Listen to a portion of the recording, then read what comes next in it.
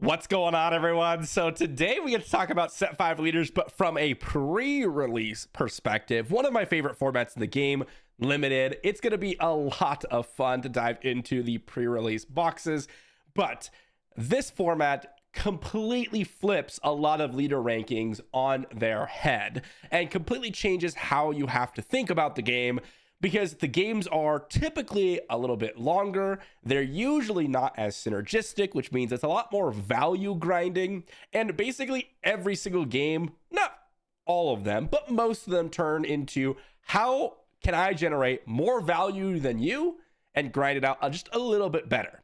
So with that said, a big thank you to my patrons over on Patreon. And I have a TCG player link in the description down below if you want to pick up any of these set 5 leaders. But we're going to rank each one of these from S to D for how good you want to prioritize drafting them in your pods, or in this case, for the pre-release, if you happen to open up these, which ones you want to pick to build your deck out of. Now, before we start talking about the leaders, I want to mention the tiers and first talk about pre-release. So we have 6 packs in pre-release, which means there is a good chance that you'll have duplicates of some leaders. And there's also a good chance that based on what cards you open, an S tier leader on this list might actually be worse for your specific card pool than a B or even C tier or even D tier leader, just depending on what leaders you open and what cards you open. Now, Darth Maul and Qui-Gon should be guaranteed options just based on the previous pre-releases where we had all the starter deck leaders as a guaranteed option. So that's something to consider. But with the tiers here, S tier, these are going to be leaders that you generally want to gravitate towards. So maybe they're in an aspect combination. Like let's say you have Vigilance, Heroism as your leader here. Well, even though you may not have a ton of Vigilance, Heroism cards, you may want to even pick up this leader because the power level of the leader itself makes up for the fact that you don't have as many powerful cards. It's that good. A tier leaders, these are just guaranteed solid options, gonna be a powerful leader, and it's similar to the S tiers. You can kind of take a hit with your amount of cards in these aspects just because the leader is powerful. Remember, if you're playing out of aspect cards, even though it's a 30 card deck, which you might seem like it's a little amount of cards, but really that's kind of tough to reach sometimes. You do have to pay that 2 cost penalty on out of aspect cards, which does happen a lot in sealed and in draft. But A tier leaders, these are leaders that even if you do have to take a small hit to the amount of card pool that you have, that's still worth it. Maybe not to the degree of S tier, but still worth it. B tier leaders, these are just solid options. These are going to be your ones that, hey, I may not have like the greatest rares or legendaries, or I may not have like an extremely powerful leader, but I'm going to choose this leader because it's good and it has a good card pool behind it. Like I have a good amount of the cards to fit those aspects, and it's just going to overall make my entire deck kind of smooth and decently serviceable. C tier leaders, these are the ones that maybe you're picking up or using because of the cards in that pool. So for example, let's say you pick up a really powerful legendary or rare in Aggression Heroism, and you want to play your Kit Fisto because you want to be in Aggression Heroism, and one of the bases that you use, it's going to put you in a different aspect combination that you actually want. Like you don't just want to play like Qui-Gon plus Aggression because you don't want to play Cunning. You actually need to play Vigilance, and therefore you need to pick Kit Fisto as an Aggression aspect in your leader slot. That's something that you can definitely pick up. And then D tiers are quite similar, where it has to be a really good, powerful card pool for you to go into playing this leader. To be honest, there isn't really a whole lot of D tiers. Usually it's like C tier or above, but there are a couple leaders on this list that definitely fit into that D tier category more than others. With that said, we're going to dive straight in, and we're actually going to start from the bottom up this time with the Heroism and Villainy only leaders. So I wanted to start out with the Heroism and Villainies first because, and that's Anakin and Revan, by the way, because I mentioned earlier about how pre-release is so built around what your cards you open and what strategy you can make up just from those cards themselves. It's going to be different every single 6 packs that you open. Well, Revan and Anakin have a serious downside, which is they don't have a secondary aspect. And you might be thinking, oh, well, is that really that big of a deal? Because there's going to be more Heroism and Villainy cards in this set. And I think there's a slight increase, but it's not enough to make up for the fact that they don't have a secondary aspect. Not even close. It's not like any other hero on this list where I wouldn't really harm them on the aspects that they are in most cases. because they can pair a base with it and they can kind of pick up the cards that are strong in each aspect combination. Revan and Anakin just don't have a secondary one. So there's going to be a ton of situations where these decks or these leaders are just not going to have enough cards to fit their pool. And while that is the case for a lot of these leaders still in certain sealed pools, this is going to just be a regular occurrence where you're 5, 6, 7, 8, 9, 10 cards short because you don't have a secondary aspect. And that's just unacceptable. It's going to make your deck super inconsistent. It's going to make your deck super rough in certain matchups. So I think both of these at minimum have to start at a C tier, just baseline. Honestly, I would just start them at a C tier. I think Anakin can mitigate the downside a little bit with his action to use the Force and, you know, play a non-unit villainy card. So you can at least add the non-unit villainy events to your deck. But guess what? Most of the non-unit villainy cards that you want to add, if you're playing in like Premiere, come from other sets. So the strength of this is pretty low because there's not actually a ton of non-unit villainy cards in the set that are really, really powerful to go after. The upgrades are actually where this is at. So I actually think, even though he's a 4/6, I think Anakin's got to go in D tier just because of the single aspect. Again, it is a huge downside to not have a secondary aspect. It is so brutal that you're going to just really struggle in terms of anything that you do. Again, you have like Darth Maul's lightsaber, you have Battle Fury that you can potentially get access to in some of the packs that you open. But even then, it is not going to work out all that well for you. And that is going to really hinder your deck building options. Again, even the events that you have and upgrades that you have in Villainy, they're not actually that powerful. And the cards that you can open in Villainy, like Darth Tyrannus, obviously very good, but it's a starter deck card. So like even like in Darth Revan's case, you're not going to actually get that much value. The heroism side is even weaker for Anakin. So yeah, I'm just going to have to put Anakin in D tier. And I think I'm going to have to put Revan in D tier as well. I just don't think these leaders are going to be all that playable just because of the secondary aspect. You have a couple strong cards like Tyrannus, but guess what? You can just not play Revan and play Tyrannus in a Villainy deck, which is an absolute bomb in most cases, as long as you can generate the Force, but it's not actually that strong when you can't play the rest of your deck on curve. I think Revan's ability is actually pretty good for limited in typical cases. There's going to be a ton of unit combat.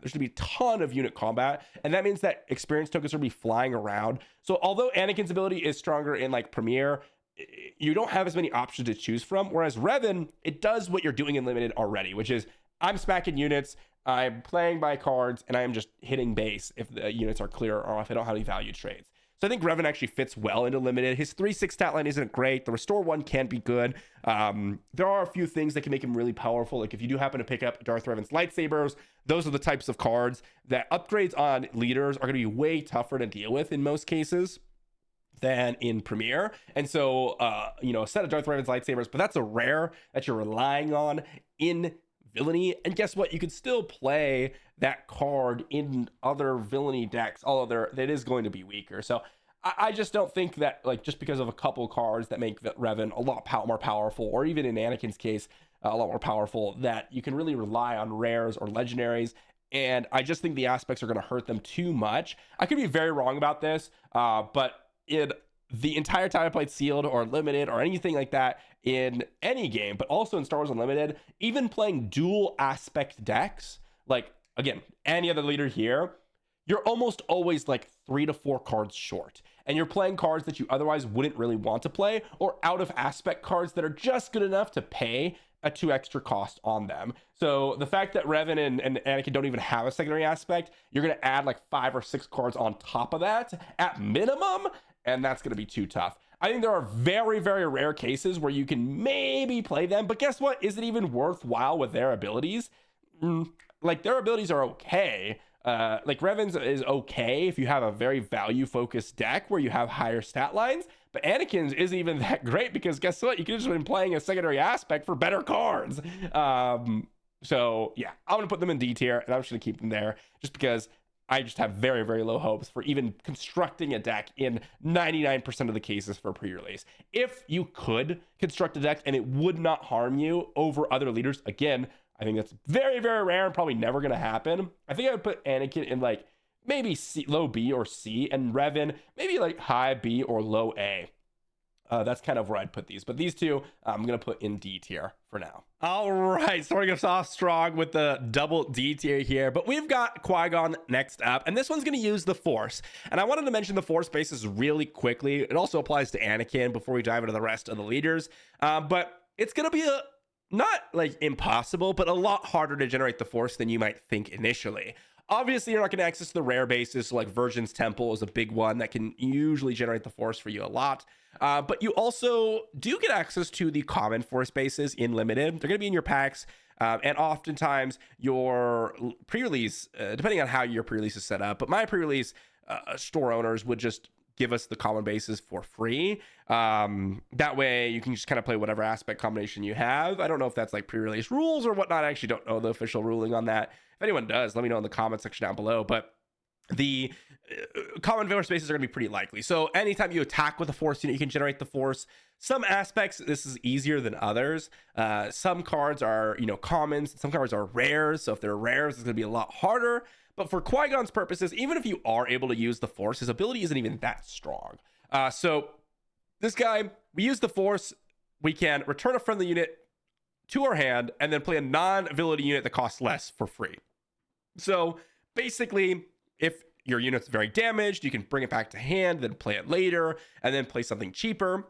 Or hopefully you can get some when played triggers to replay. That second part's basically never going to happen in Limited. You need the very, very right cards to do so. So it's going to be unlikely for that to happen. And then also the front part, or the first part, which is playing something that's cheaper, is also unlikely to happen because you have to have the right cards in your hand to make that work. So you're not building a specific deck. You're just kind of playing the value pieces. So there's chances when you'll pick up a card and play something that's cheaper, but also you need to have the Force. And guess what? It's kind of tough to generate the Force. If you look at just Cunning Heroism, the best option is Youngling Padawan.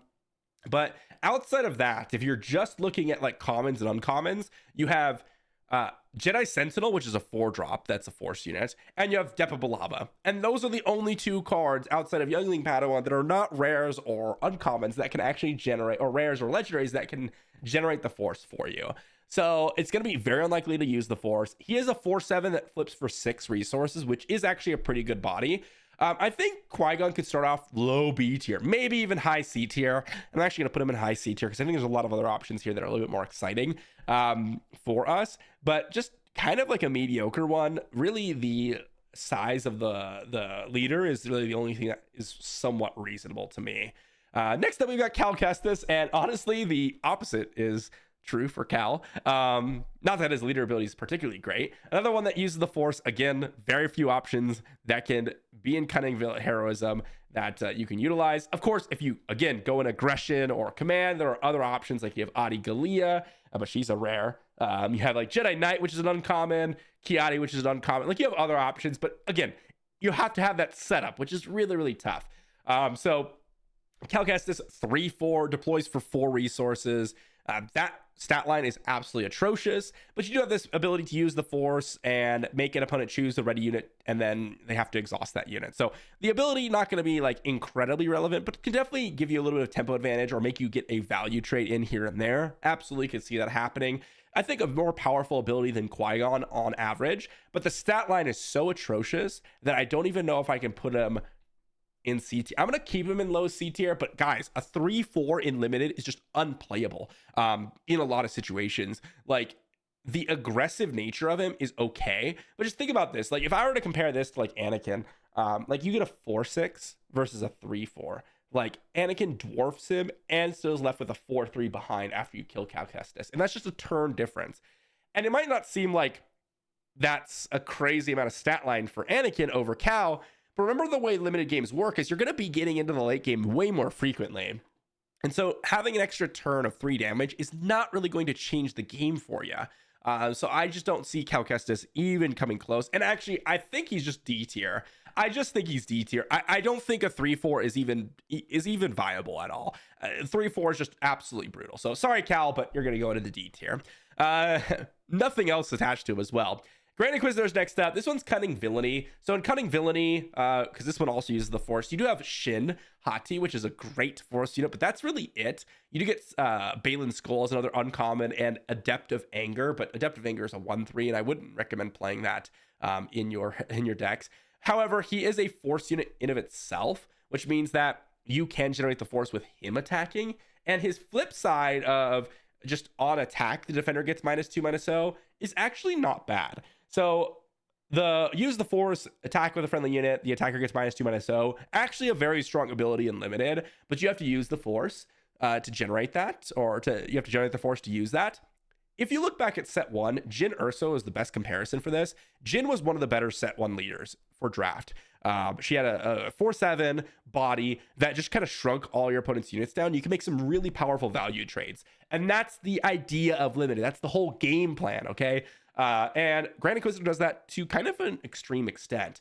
If you're able to give this guy an upgrade, this is where he gets really obnoxious, because he becomes a leader that suddenly has enough power to knock out units, but then also gives them -2/-0, so you're not taking too much damage. He has a 5 to flip 3/5, so again, not much better than Cal, but the thing that's going for him is he also has shielded, which is actually a way bigger deal. I think with this leader ability and the on attack trigger, he's actually not too bad. I don't know if I can put him in A tier, but I think I'll put him in high B tier at the current moment, and we'll kind of see how a lot of these things line up later on. But we do have some powerful leaders to talk about, so I think for now I'll leave Grand Inquisitor in the high B tier category, and then maybe we'll shuffle him around later on.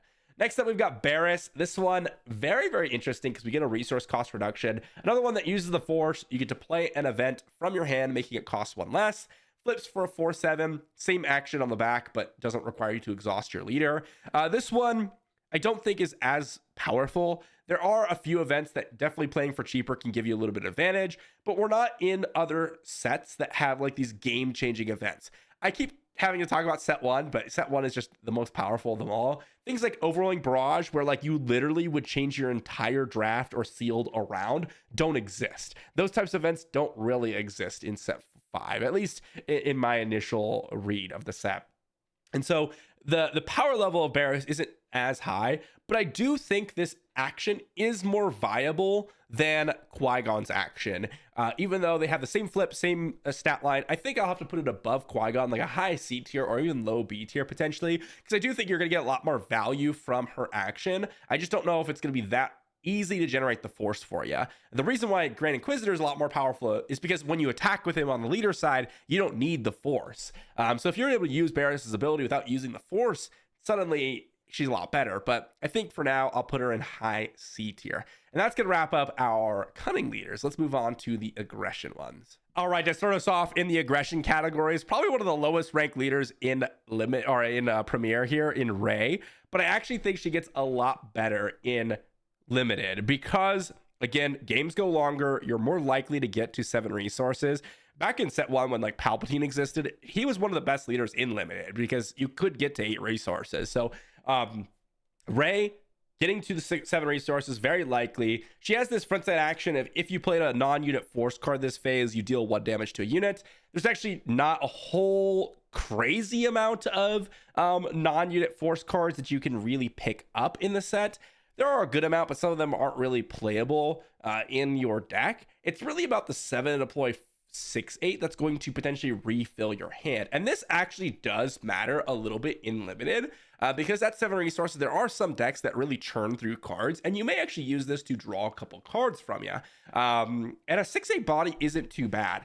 I don't think there's a lot of value from her action because, again, you have to have the non-unit Force cards that allow you to even function that way. Like if I were to look here and look at Legend of the Force cards in aggression, you are looking at a single card in aggression heroism. And that is the focus determines reality. In aggression in general, you have things like Sorceress Blast or Do or Do Not.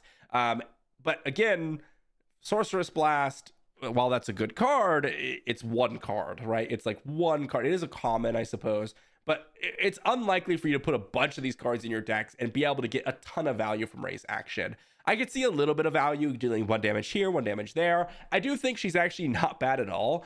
I think she's actually B tier at minimum.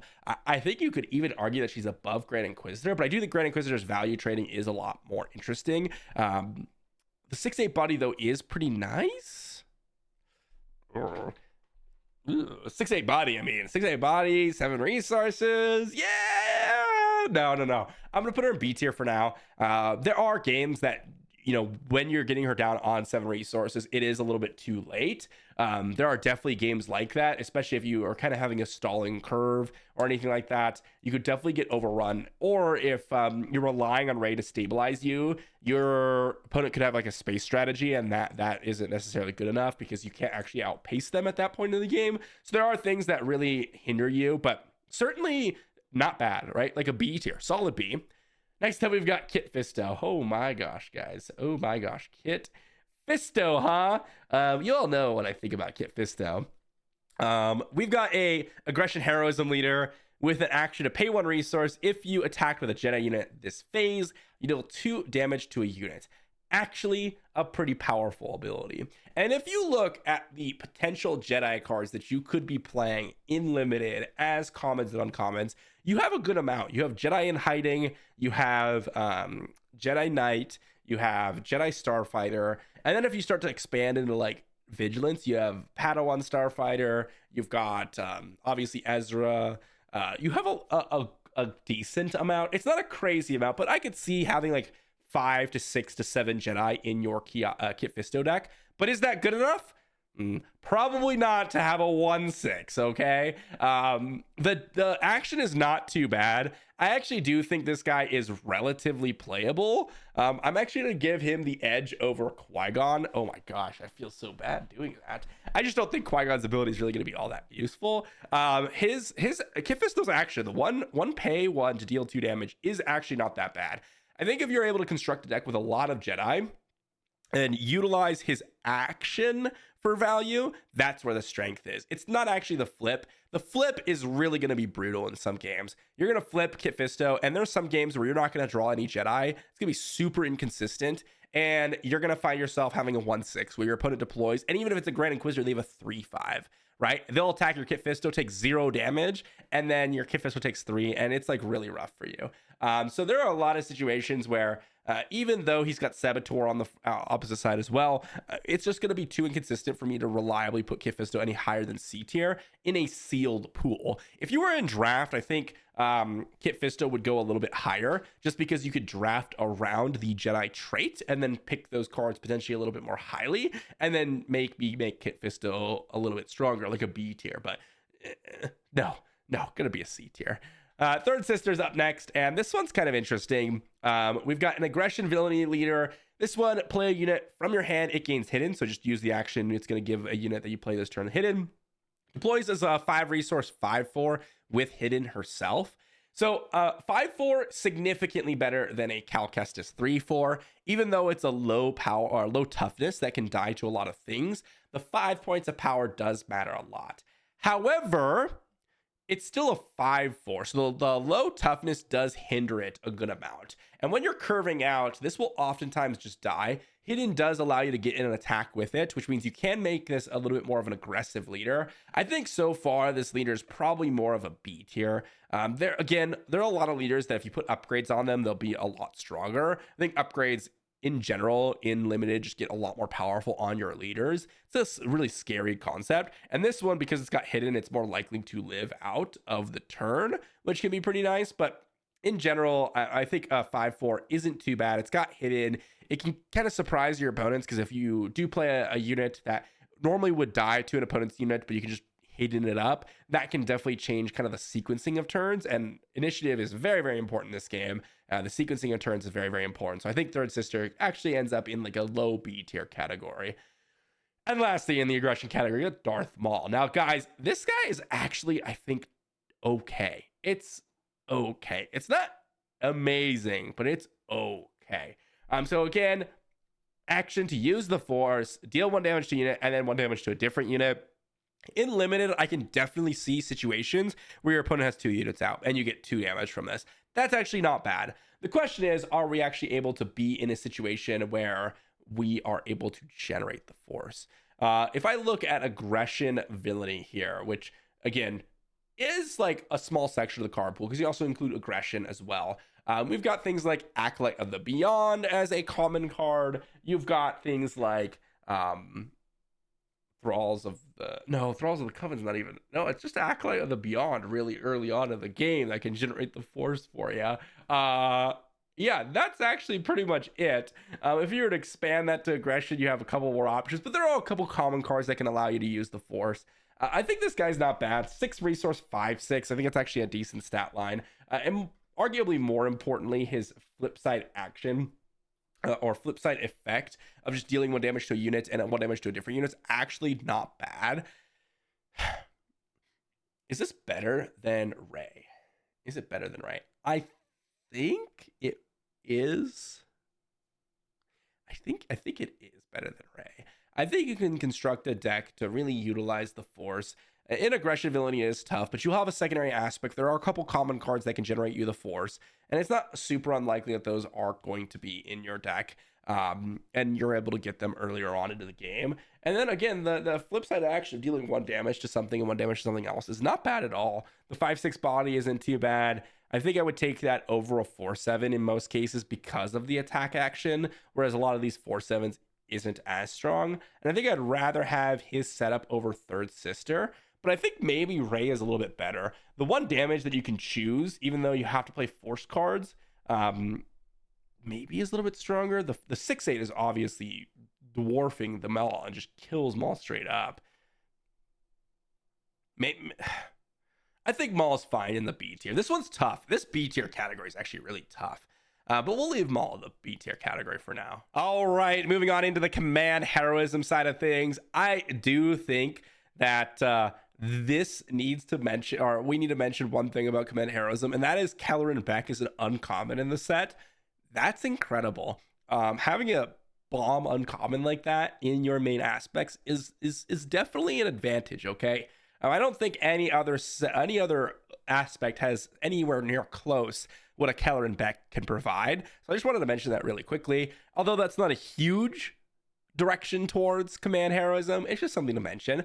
First off, we have Obi-Wan Kenobi. This one, best leader in set 5 next to Talzin, in my opinion. How does he stack up in limited? So he's got this action to use the force. You can give an experience token to someone that doesn't have it.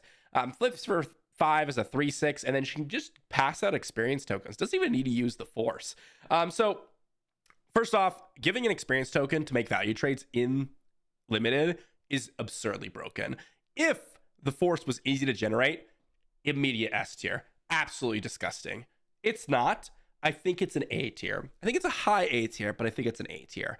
You're not going to have the ability to generate the force nearly as easy, but remember, you can flip him as a 3/6 and just start putting experience tokens on your units. So if this guy gets a couple of attacks in, you are going to really struggle. Tarkin was pretty similarly really good at this back in set 1. Guys, set 1, there's just so many comparisons to leaders here. Set 1, where you're able to have Imperial units and you're just able to stack experience tokens, it was really scary when Tarkin came down. You had to deal with him very quickly. Obi-Wan's very similar, and you are just going to get a ton of experience down on a lot of other units, and they're just going to outvalue your opponent. I think this guy's an A tier, definitely a solid one, and you could definitely get some force units. Something like a Gunji that you can drop down is very, very solid. And that's considered a force unit. And that one is actually a uncommon. You also have Jedi Consular in the common section for command heroism. So that's another one. You have really those two. Those two are the big ones for force units on turn 1. But that's more than what most other decks could say. 2 common/uncommon cards on turn 1 to generate the force if you have a force base. Like, that's actually pretty good for Obi-Wan. So I can definitely see this getting A tier status, and maybe even like high A tier status. Avar Kriss, next one up, action to use the force, or to generate the force rather. You get the force with her action. She flips as a 9 resource 8/10, or 4/10, but with +4/+0 and overwhelm if you have the force, which you always will generate the force beforehand before you flip her. So she's an extremely disgustingly powerful leader in terms of stat line. The question is she too late in the game?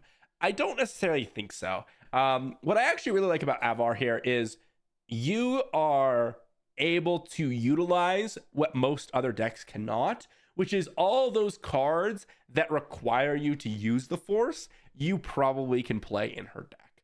So something like an ETH Koth, that's actually just a playable card in general in most decks as a 4 resource 5/4.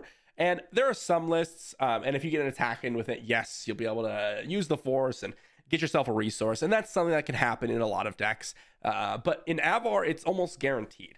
And that also applies to things like Kiadi, things like, what's another Force? Jedi Consular is another one that you can easily generate the Force with. So there's a lot of cards that are on the common and uncommon level that get a lot better with Avar. So I think that's something to consider. And I do think getting to 9 resources is not all that uncommon. This is a little bit of a slower set, it looks like. There's not as much combination going on. There are some upgrades that are a little bit scary. So I think that's the biggest thing.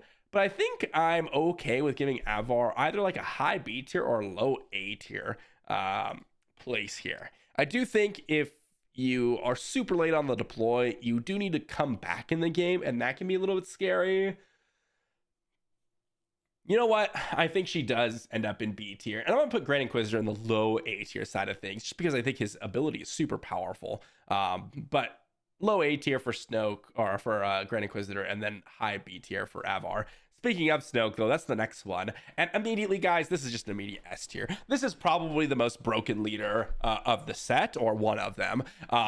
This is an extremely disgusting limited leader. So if you look back at like set 2 with Rey, with the experience tokens, with 1 cost action, it was just really, really powerful. Even though you were restricted by the power component, it was still extremely powerful. This guy just requires you to play Villainy units and you get to use the action. It is going to be incredibly powerful. So pay 1, give an experience token to the unit with the highest power among friendly Villainy units. He flips as a 6 to deploy 4/7, but every single time you attack, you're going to give an experience token to the highest power Villainy unit. This is most likely going to be himself, and he's going to scale out of control very quickly. This guy just seems like an immediate bomb. I think if you just have a little bit of Villainy units, you drop in Snow, you're going to get some major, major value. He's going to be absolutely fantastic. I don't see this guy being any less than probably the best leader in Limited. You might be able to compete with one other one, which I'll mention a little bit later, but my gosh, is Snoke just going to be absolutely bonkers for any sort of deck. Just the ability either to use your spare resources on a Villainy card to get an experience token, but more importantly, just the leader flip is going to dominate the game. It's going to be really tough for your opponent to deal enough damage to avoid absolutely getting trounced by him, or it's going to be like a 2 or 3 or 4 for 1 in terms of, getting the leader out of combat because he's just going to keep attacking. So absolutely amazing leader, definitely an S tier here for us. Next up, we got Morgan Elspeth. This one's going to be probably pretty bad. So she has, she's command Villainy. She has this action to choose a friendly unit that attacked this phase. You can play a unit from your hand that shares a keyword with that card for 1 less. So you get to get a little bit of a resource cost reduction. If you look at the cards in command Villainy, guys, there are like none of them with certain traits. Like you have Exegol Patroller with Overwhelm, but then you need to have another Overwhelm card to actually utilize her. She's a D tier. She's like maybe, well, actually I think she's better than the Darth Revan and Anakin just because of the aspects, guys. But she is horrible. Like you're gonna need to have the specific keywords to actually utilize her ability, and it's gonna be tough to get these specific keywords and then more cards with those specific keywords to chain into each other. Just avoiding the inconsistency for a second, like even if you do have those cards, the fact that you probably won't draw them in sequence all that often, you also need to have those cards, and you need to make sure that those cards aren't bad to begin with. Like Jedi Temple Guards or whatever, the 2/4 restore 2 ambush is usually not a very good card. It might be playable in Limited. I can see it being reasonably playable, but not a strong one by any means. So if you're playing weaker cards to just use Morgan Elspeth, I don't see that working out very well. And then she deploys as a 5 resource 3/6. So it's not even like a strong ability. And then on top of all of that, even if you were able to get the keywords, you're able to play those cards and they weren't too bad in your deck to begin with, you also need to make sure that that friendly unit lives the attack and then have that same card in hand because you need to attack first and then use her action. So definitely a tricky ability, definitely D tier, very polarizing on these villainy command leaders here, where one is an S, one is in D, but I think that's going to be the command list so far. All right, next up, we've got the Vigilance leaders, and this is where it gets a little bit interesting because I think there's a couple in here that actually have some really, really good potential. So starting us off with Cunning, this guy, pay one resource to give a shield token to a creature or specter unit. Flips or 6 resources as a 3/6. It gets +2/+2 if you have a specter or creature unit on the battlefield, and also has shielded. So first off, specter units, Ezra. That's it. That's the only specter unit in the entire set. Creatures are where you're really going to potentially get value from Cunning. And really, I think Cunning's going to be specifically geared towards aggression. Because aggression, you're going to have the Attuned Feardock, the Tukata, and a couple of other new creatures that were reprinted like Wampa. And if you put shield tokens on those creatures, it can be hugely annoying to deal with.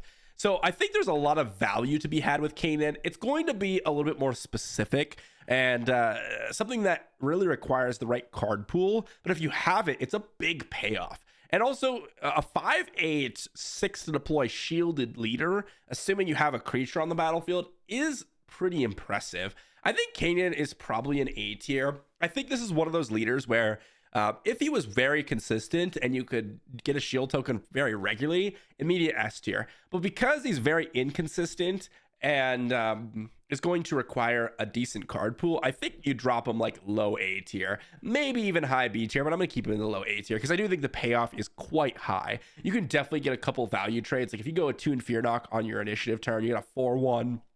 It's basically going to trade with everything that your opponent has. You put a shield token on that thing, kill their unit. Suddenly, they're probably not happy about that. Probably not happy about that. So, going to be A tier. Next up, we got Ahsoka Tano. This one's interesting. Definitely one that probably requires a little bit more units that work with this. But Vigilance, Heroism. Action to use the Force, you can give a friendly unit Sentinel. And then it deploys as a 6-cost 5/6, and on attack, you give something Sentinel. So very much a stalling tactic. And I don't think Sentinel really performs as well in the format as other formats.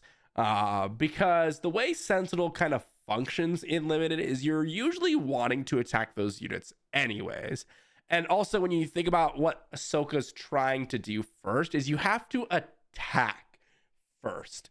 So you have to attack first to really generate the Force, because the only way you're going to generate the Force is if you're attacking with a Force unit. And guess what?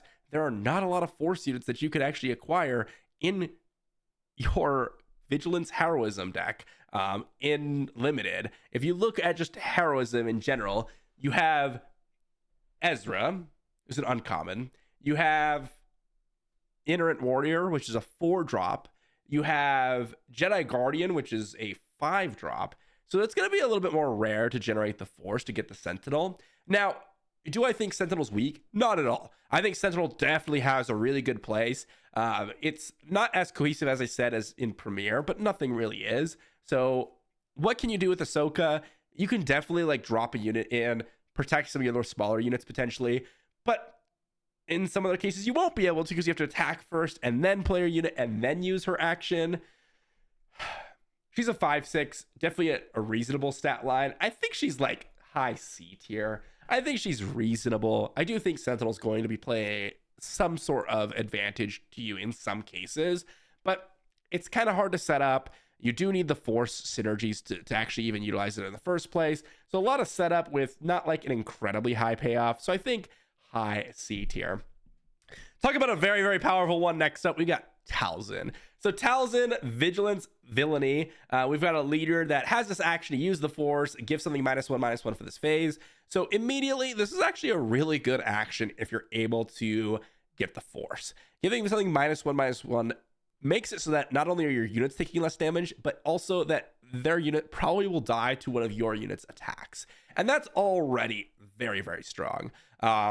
If you look at the force cards in the set, you have Karis, which is an uncommon on turn 1. After that, you have Talzin's Assassin, which is a 4-drop 4/4. Doesn't necessarily, always use the force because it's going to be rare to have that, but you also just can have it as a force unit, so you can utilize Talzin's action. You also have Secretive Sage and Vigilance, which also works with Ahsoka, by the way. You have Night Sister Warrior, which is another force unit. Vigilance, Villainy has a lot going for it. A couple of units that you don't necessarily want to play, like Night Sister Warrior is probably something I wouldn't play typically, but in Talzin I would, because you could attack and then shrink their unit, and that's probably good enough to kill it. So that's something to consider.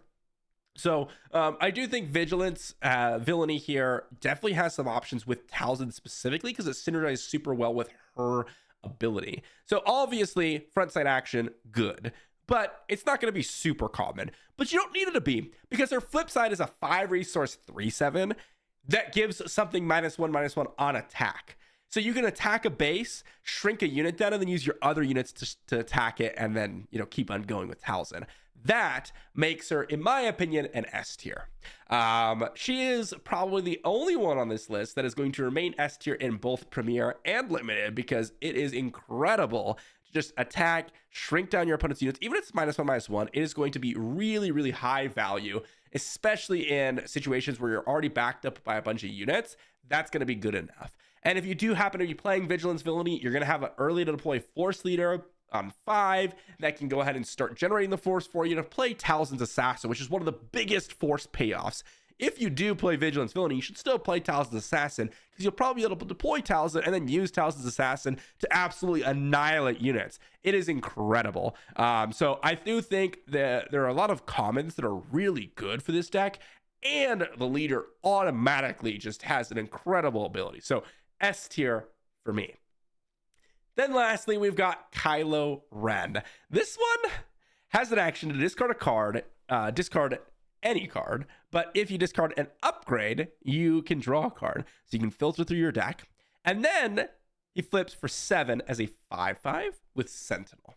But you could also then play any upgrades in your discard pile while paying their cost and attach them to Kylo Ren. So first off, how many upgrades are we really realistically going to be seeing? Because that's really the thing that I'm curious about. Are there a ton of upgrades?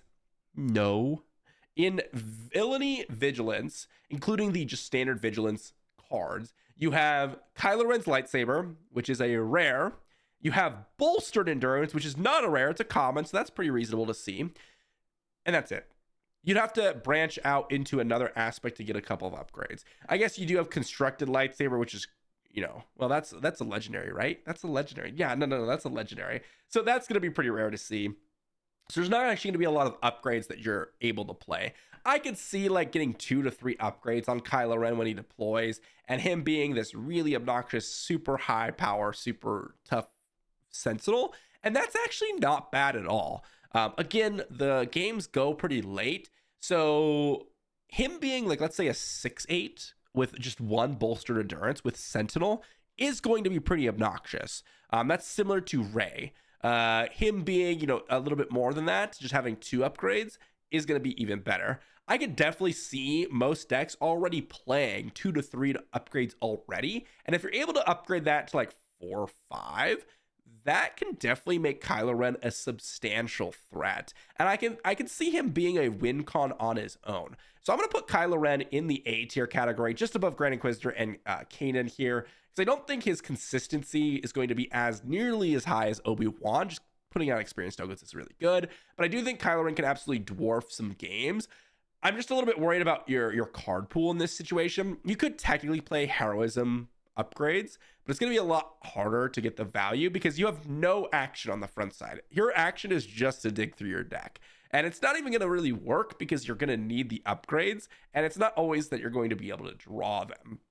So unlike a lot of the other actions, this one doesn't actually really give you any combat power to allow you to push the board to that mid to late game where you do want to reach to Kylo Ren. So I'm not 100% sure about this one. I think this is the most volatile one. I have to really play some games with Kylo Ren to see, because you could potentially play out of aspect cards. I just don't know if that's really that strong.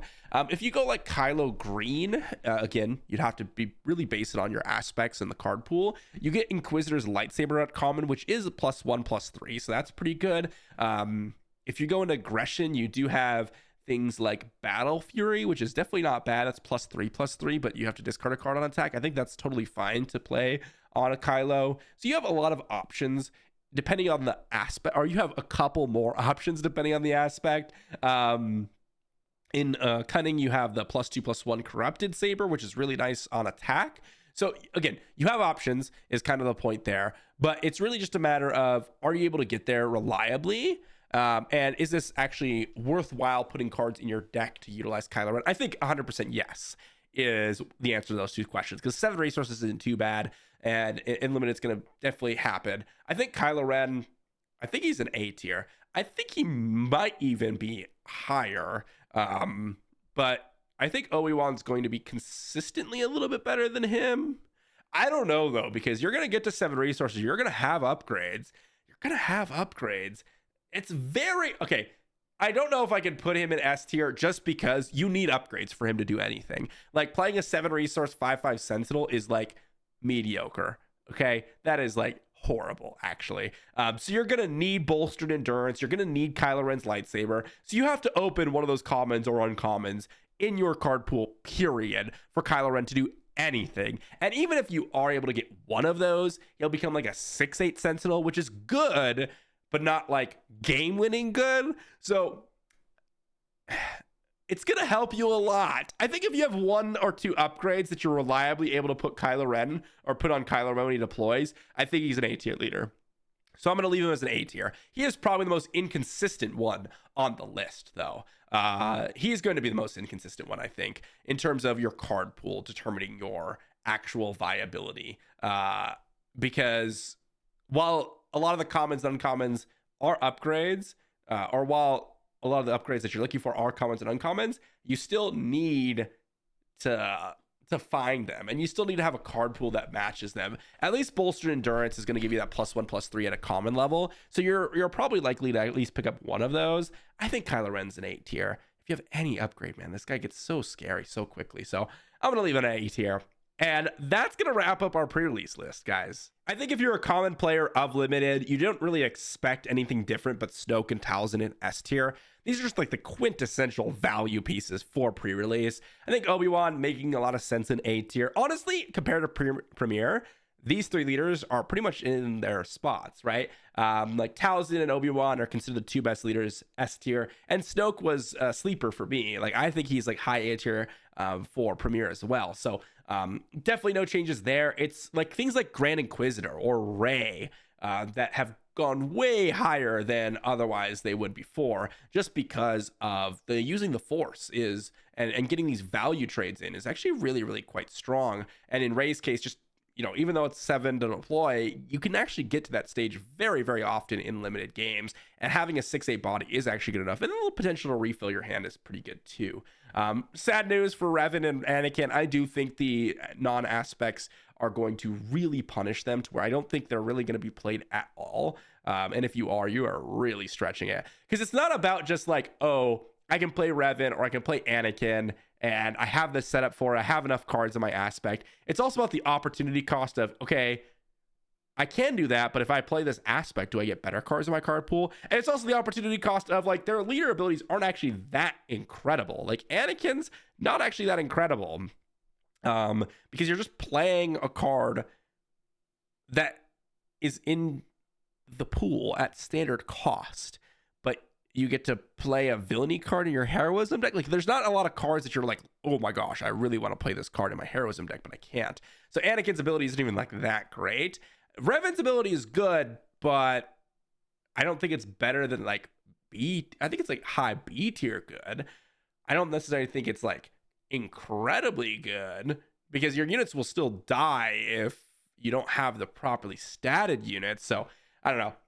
I'm a little bit unfortunate for a lot of people. Those rare leaders that you might open in Revan, Anakin are probably going to be bricks in your sealed pool. So hopefully you don't get those, or hopefully when you're drafting them, you just avoid them at all costs.